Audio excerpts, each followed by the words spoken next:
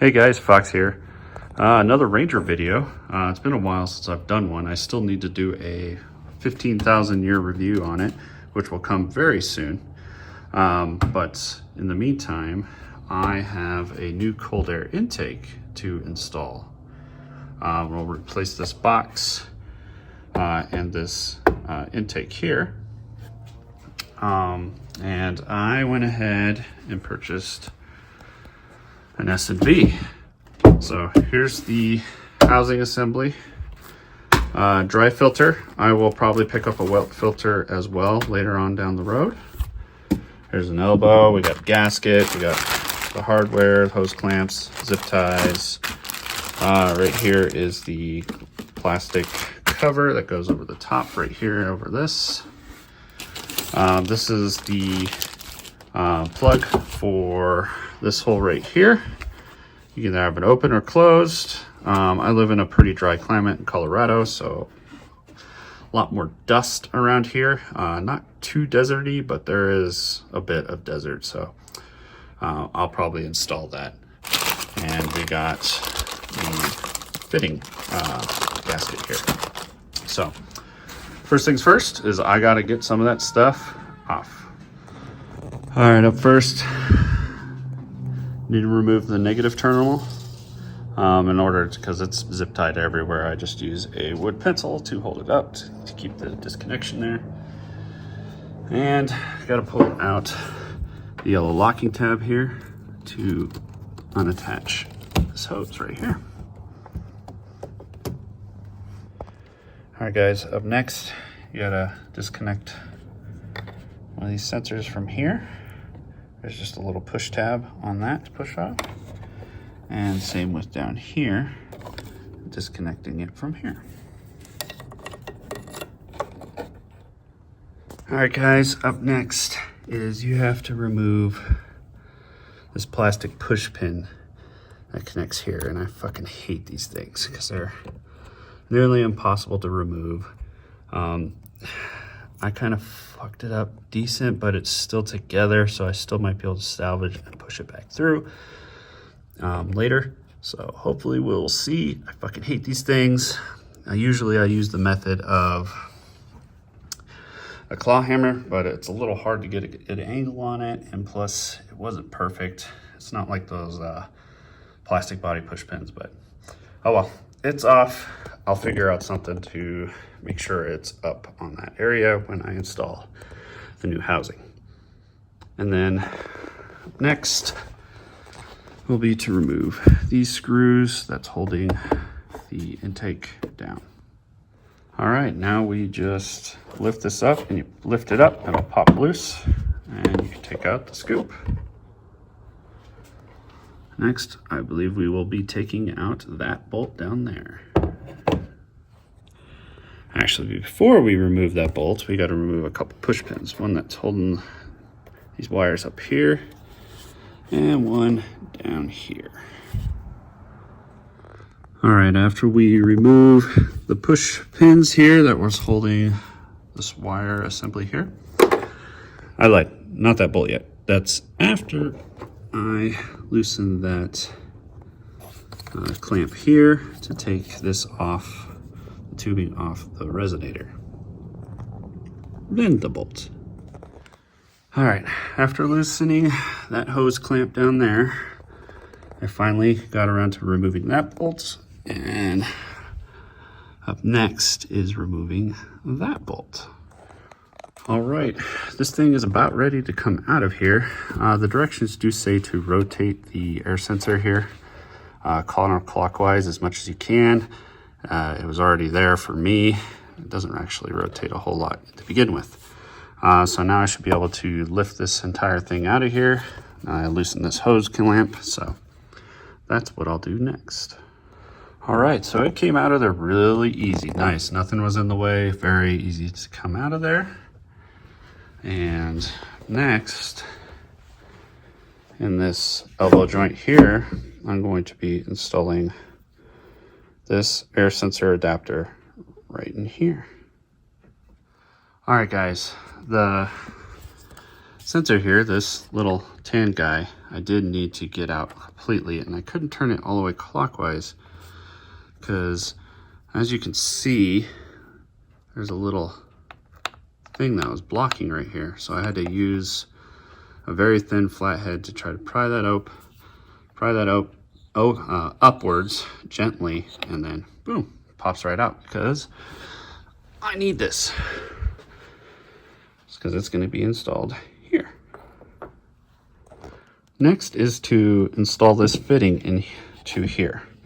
Directions say specifically only hand tighten, and that there will only be 3 threads showing after you get it properly tightened by hand. So this is exactly what the instructions want, so there we go.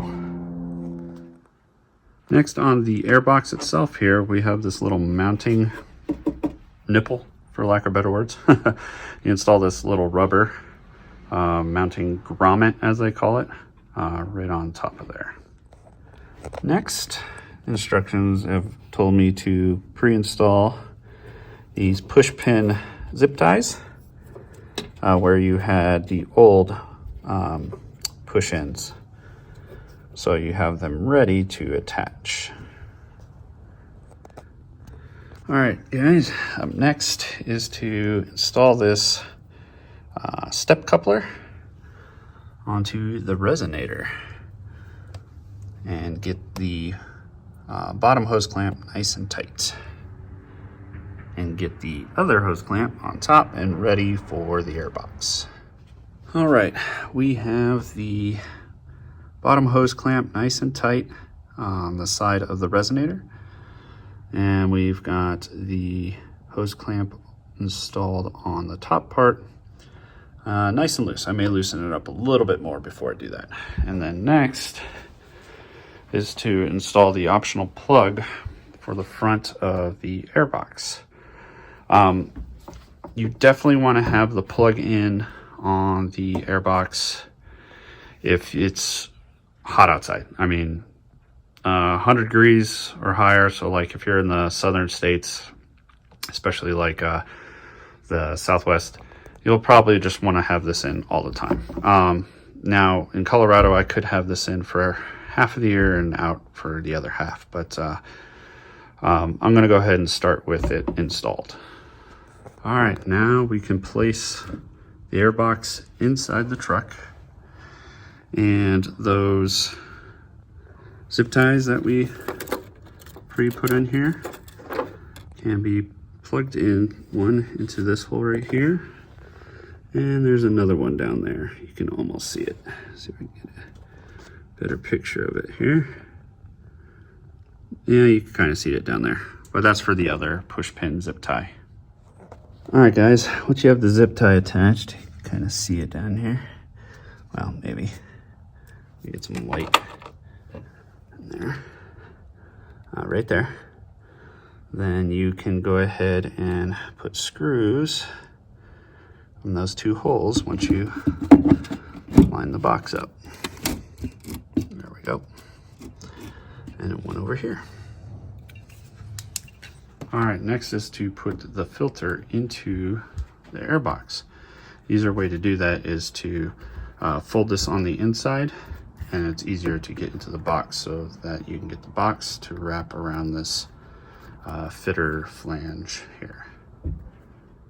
All right, now that we got the filter into the airbox, we pulled the part that I folded in back out and put the hose clamp back on so we can install this elbow assembly right there and there, and get the hose clamps tightened.